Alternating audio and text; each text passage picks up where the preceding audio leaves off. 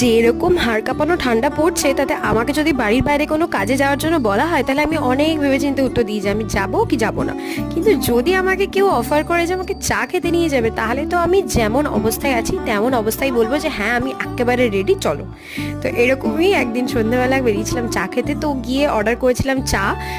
চায়ের সাথে স্ন্যাক্সও পাওয়া যাচ্ছিল ওখানে কিছু, তো ভাবলাম গরম গরম স্ন্যাক্সও কিছু অর্ডার করে দিই। আর এই মামা ভাজাগুলো অনেক দিন পর দেখতে পেয়েছিলাম, তো নেওয়ার চান্স কিন্তু আমি একেবারেই চাইনি, কারণ আমার মামা ভাজা খুব ভালো লাগতো। তো নিয়েছিলাম গরম গরম চিকেন পপকর্ন আর চিকেন কাটলেটও নিয়েছিলাম দুটো, ও দুটো না ভিডিও করতে আর কি ভুলে গেছি।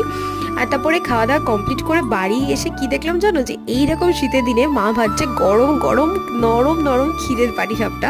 তো মা পিঠে ভাজে দেখে ওয়েট করে গেলাম, কারণ গরম গরম পাটিসাপটা তো খেতেই হবে।